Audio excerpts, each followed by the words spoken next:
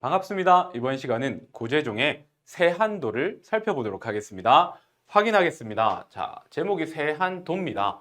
갈래가 자유시, 서정시 설명할 이유가 없죠. 성격 보시면 현실적, 묘사적, 감각적 되어 있는데 어떻게 설명하면 되냐면 현실적인 모습을 감각적 이미지를 사용해서 묘사했다고요. 이해되겠습니까? 그 다음 주제 보시면 힘겨운 농촌 현실을 극복하려는 의지와 희망 되어 있죠. 그러면 항상 제가 설명할 때 주제를 보면 내용의 흐름을 알 수 있다라고 했잖아요. 그러니까 힘겨운 농촌 현실을 시의 전반부에 둬요. 그 다음 거기에 좌절하는 것이 아니라 어떻게 해요? 그것을 극복하려는 의지와 희망의 모습을 보여준다고요. 여러 가지 표현 방법을 통해서 이걸 찾으시면 돼요. 자, 그 다음 이 시의 특징 첫 번째 출제 포인트가 되는 겁니다. 김정희의 세한도라는 그림이에요. 실제 그림요. 이 그림을 차용해서 무엇으로 표현했다? 시로 표현했다라는 거. 이거 윗글의 특성과 관련된 첫 번째 문제의 보기 하나 정도로 들어갈 수 있는 문장입니다. 그 다음 청소를 통해서 청솔, 늘 푸른 소나무요. 이걸 통해서 현실 극복 의지와 희망을 나타낸다고요. 주제와 이어지죠. 그 다음 청솔, 푸른, 꼭두선이, 빛 등의 색채 이미지요. 색채 이미지를 활용해서 주제를 강조한다고요. 어떤 주제요? 힘겨운 농촌 현실을 극복하려는 의지와 희망을 강조하고 있다. 자, 그러면 본문으로 한번 들어가 보겠습니다. 날로 기우듬에 가는 마을 회관 옆 청솔 한 그루 꼿꼿이 서 있다. 시적 상황을 보여주고 있습니다. 자, 어떤 시적 상황이냐? 여러분들 마을 회관 보신 적 있나요? 여러분들 도시에서 마을 회관 보신 적 있나요? 없어요. 그럼 마을 회관 어디 있는데요? 시골 가면 있어요. 시골 가면 마을 사람들이 모여서 거기서 마을에 관련된 공통된 일들을 처리하는 그런 건물이에요. 아주 아담한 건물요. 그렇다면 이 회관은요, 지금 이 시에서 무엇을 상징하느냐? 농촌을 상징해요. 농촌요. 됐나요? 자, 그런데 이 회관이 상태가 어때요? 날로 기우듬해 간다고. 기우듬해가 무슨 뜻이에요? 기울어 간다고요. 그러면 기울어 가는 농촌, 즉 농촌의 피폐한 현실을 드러내고 있다. 이렇게 보시면 되겠습니다. 그 옆에 청솔이 늘 푸른 소나무가 꼿꼿이 서 있어요. 꼿꼿이 서 있다는 건 어떤 자세일까요? 의연하게요. 의연하게 서 있는 겁니다. 자, 그러면 이거를 통해서 뭘 설명할 수 있냐면 마을 회관과 청솔의 모습의 차이가 있죠. 어떤 표현 방법이요? 대조. 대조 혹은 대비되는 상황을 보여주고 있습니다. 이게 시적 상황이라고요. 그 다음 연결시켜 볼게요. 한때는 앰프 방송 하나로 집집의 생지까지 깨우던 회관 옆이라고요. 여기까지만 끊어보면 한때는 뭘 나타내냐면 과거요, 과거. 과거에는 어땠는데 앰프 방송 하나로 생지까지, 집집마다 있는 생지까지 깨웠다고요. 이게 무슨 말이냐 하면은요. 과거의 농촌의 모습을 상징하는데 우리가 농경 중심 사회였잖아요. 그게 산업화로 넘어오면서 농촌이 어떻게 됐어요? 거의 몰락했죠. 그 몰락하기 전에 농촌, 즉 활기찼던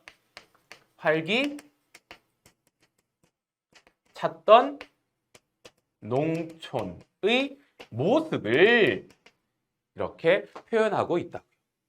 그런데 그 옆에 둥치 터지고 갈라진 아픔으로 푸른 눈 더욱 못 감는다고요. 누가요? 이 두 행은 청솔의 모습이에요. 청솔의 어떤 모습이냐 하면은요. 둥치 터지고 갈라진 아픔은 누구의 아픔이에요? 청솔의 아픔을 드러내요. 그런데 청솔이 왜 아파요? 지금 자기 옆에 있는 농촌의 현실이 어떤데요? 기울어져 가고 있으니까 그 옆에 있는 청솔도 아픈 거라고요. 그래서 여기서 작가가 드러내고자 하는 것은 무엇이냐면요. 농촌의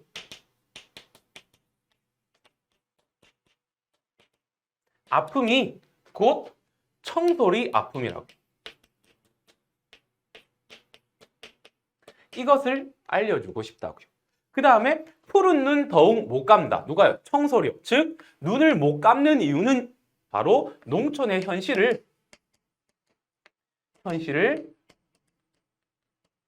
청소리 외면하지 못한다라는 것을 드러내고 있는 거예요. 내용 이해되시겠습니까? 그러면 이것을 통해서 작가가 우리한테 뭘 이야기하고 싶은 걸까요? 농촌의 피폐한 현실에 공감하는 청솔의 모습을 보여주고 있어요. 청솔의 모습을 보여주고 있다. 내용 이해되셨나요? 그 다음에 제가 하나 더 설명할게요. 그게 무엇이냐면 여기에서 회관이 두 번 나오잖아요. 어떤 회관요? 기울어진 회관요. 그 다음에 과거의 회관요. 그러면 이 두 회관은 어떻게 되죠? 바로 대조 혹은 대비되고 있습니다. 즉 과거의 활기찼던 농촌의 모습과 현재 피폐해진 농촌의 모습을 통해서 무엇을 드러낼까요? 현재 농촌의 현실을 부각하려는 작가의 의도가 보인다고요. 현재 농촌 개망했다고요. 이걸 강조하고 싶은 겁니다. 이해되셨나요? 그 회관 들창 거덜내는 대바람 때마다 청솔은 또 한바탕 노엽게 운다. 여기까지만 끊으면요. 그 회관은 뭐요? 농촌. 농촌을 상징하고요. 대바람이란 뭐예요? 부는 바람요. 근데 문학 작품에서 바람이 나오면 보통 시련과 고난을 의미하잖아요. 그러면 이 대바람은 뭘 의미하느냐? 농촌에 닥친 시련요. 산업화 도시화로 인해서 농촌이 거의 몰락하다시피 했잖아요. 그것을 드러내는 거예요. 그런데 이 시련에 청솔이 뭐 하냐고요? 노엽게 운다고요. 노엽게 운다라는 것은 바로 청솔의 농촌의 현실에 대한 분노의 감정을 드러내고 있어요. 그런데 청솔이 으아 하고 울까요? 사람인 것처럼 표현했죠. 뭐 의인법 이러고 살짝 넘어가면 되는 겁니다. 그 다음 여기에 더해서 술만 취하면 앰프를 켜고 청둔상 박달재를 울고 넘는 이장과 함께 청솔이 노엽게 운다고요. 자, 여기를 해석 잘 해야 돼요. 자, 이장님은 바로 농민이죠. 농민과 함께 청솔이 울어요. 그런데 이 농민의 상태가 어떤데요? 술 취했어요. 술 취해서 이장집에 가면 마을 앰프가 있어요. 여러분들께 알려드립니다. 이렇게 방송을 하거든요. 그런데 술만 취하면 앰프를 켜고 지금 이게 뭐냐면 유행가를 불러요. 어떤 유행가냐? 이래요. 청둥산 박달재를. 자, 이 유행가의 내용이 뭐가 담겨 있냐면 한이 담겨 있어요. 무엇? 한이 뭐 했어요? 한이 뭐?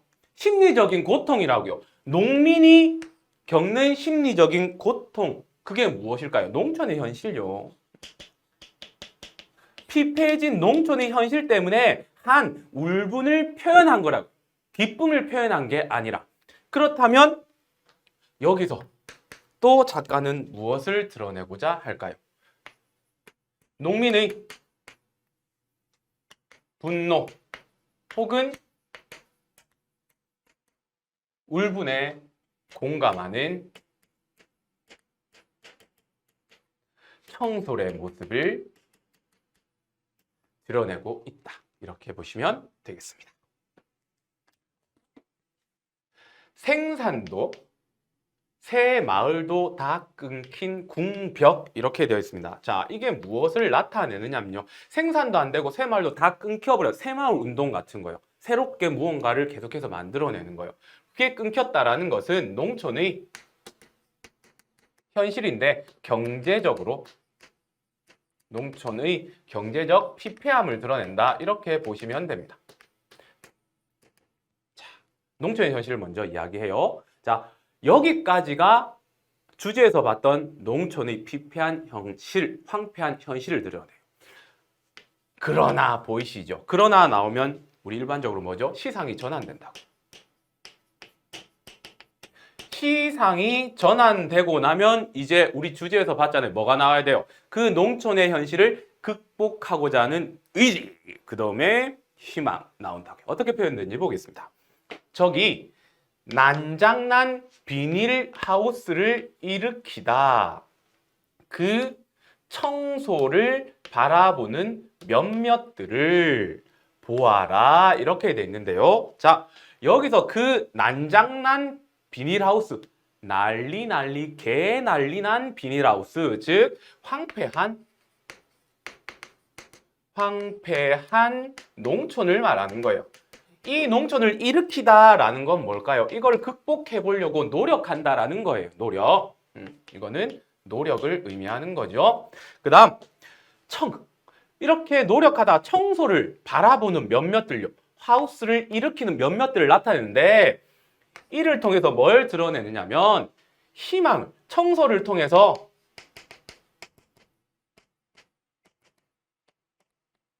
무엇을 바라보느냐. 희망을 찾는 혹은 갖는 농민들을 드러내고 있어요. 현실은 피폐하지만 어떻게든 그것을 극복하려는 농민들의 모습이 드러났다. 이렇게 보시면 되겠습니다. 그럼 늘 푸른 청솔은 관습적으로 우리는 희망, 긍정적인 미래 이런 것들을 드러내잖아요. 자, 그 다음 계속해서 보겠습니다. 그때마다 삭바람마저 빗질하여 서러움조차 잘 걸러내어 푸른 숨결을 풀어내는 청소를 보아라. 이렇게 되어 있습니다. 이게 또 무슨 말이냐? 삭바람이라는 것은 겨울에 부는 북풍요. 겁나 춥겠죠. 그러면 바로 뭐겠습니까? 시련요. 시련을 빗질한다. 무슨 말일까요? 의연하게 잘 넘긴다. 즉 의연하게 그 시련을 견딘다라고 해석하시면 되고요. 그 다음에 그 시련으로 오는 서러움, 뭐죠? 정서죠. 그 정서도 잘 걸러낸다. 시련 때문에 아이고 나 망했어 이게 아니라 의연하게 견뎌내는 모습요. 그리고 푸른 숨결을 풀어낸다고요. 푸른 숨결이 상징하는 것은 청솔의 생명력이거든요. 그 생명력을 풀어낸다는 건 그 생명력을 유지한다라는 거예요. 그러면 견뎌낸다라는 말과 똑같은 거죠. 다시 말하면 청솔이 시련에 서름의 정서는 같지만 탁 꺾어져서 자살하는 게 아니라 어떻게 생명력을 의연하게 유지한다라는 거예요. 이해되겠습니까? 그러면 이 생명력, 푸른 숨결은 어떻게? 숨결은 눈에 보이지 않잖아요. 그걸 푸른이란 말로 어떻게 표현했습니까? 시각화했다고요. 이것을 보아라는 거예요. 그러면 작가는 이 보아라. 자, 명령형이죠. 사람들한테 저거 한번 봐봐. 이 사람들 보고 저기 총설 봐봐. 이런 의미가 되는 거예요. 이걸 통해서 무엇을 표현하고자 할까요? 현실을 극복하고자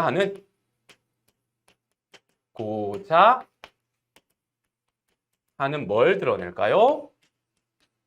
의지를 이렇게 드러내고 있다. 이렇게 판단하시면 되겠습니다. 나는 희망의 노예는 아니거니와 일단 여기까지 끊으면 이 나가 누굴까요? 시적 화자요. 화자가 겉으로 이제 드러났습니다. 화자가 뭐라고 얘기했냐면 희망의 노예 아니다. 이게 무슨 말일까요? 여러분들 희망 고문이란 말 알지요? 난 희망 고문을 주는 사람은 아니다. 즉 부질 없이 희망만 이야기하는 것 아님 이렇게 되는 거죠. 까맣같이 얼어 죽는 이 아침요. 자, 이 아침은 농촌의 냉혹한 현실이에요. 냉혹한 현실. 왜 이게 농촌의 냉혹한 현실일까요? 여기 보세요. 까치가 얼어 죽어요. 아직까지 변화된 건 하나도 없어요. 시가 이렇게 흘러나왔지만 농촌의 현실은 그대로 변화된 게 없다고요. 하지만 마지막을 보세요. 저 동력에선 꼭두선이 빛 타 오른다고요. 여기서 100% 출제 포인트요. 꼭두선이 빛요. 꼭두선의 빛이 무슨 뜻이냐면요. 아침 해의 붉은 빛요. 해의 붉은 빛을 나타내거든요. 여러분들 1월 1일 날 해 뜨는 거 보러 가시잖아요. 왜 가요? 막 기원하고 소망을 이루기 위해서 가는 거잖아요. 뭘 의미하겠습니까? 맞아요. 새로운 희망요. 이 희망이 뭐라고요? 타오른다고 이 작가는 단정적으로 뭐뭐다라고 진술해버리는 거예요. 그래서 부질없이 희망만 이야기하는 것 아니라고 이야기하는 거예요. 희망이 있다라고 단정해 버린다고요. 이해되겠습니까? 이 글이 어떻게 흘러가는지 이해됐나요? 농촌의 현실을 보여주고 시상의 전환을 통해서 뭐요? 그것을 극복하고자 하는 의지가 앞부분에 나왔고 여기서는 뭐요? 희망을 보여주고 있다. 이게 전체적인 내용이었습니다. 하나만 더 하고 이 시간 마치도록 하겠습니다. 자, 이 단원의 핵심이 뭐냐면요. 장르 변환이 가능하다는 거예요. 이게 핵심이에요. 자, 이 시는 개관에서 어떻게 설명했습니까? 무엇을 차용했다고요? 추사 김정희의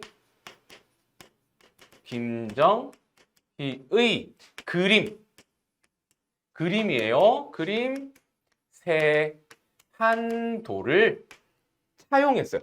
그런데 추사 김정희의 그림 이 세한도는 무엇이 드러나 있냐면 김정희가 유배생활 그것과 관련해서 그린 거거든요. 유배생활을 꿋꿋하게 견디는 모습과 관련돼요. 유배생활을 의연하게 견디는 견딘 모습이라고요. 그런데 이 시가 고재종의 시 세한도로 바뀌었다고. 장르가 변환됐다. 이 고재종의 시 세한도는 무엇을 또 드러내고 있습니까? 농촌의 현실과 극복, 의지 및 희망으로 이렇게 차용되어 변화됐다. 여러분들 이거는요 분명한 출제 포인트가 됩니다. 반드시 알고 계셔야 합니다. 자, 여기까지가 고재종의 시 세한도였습니다.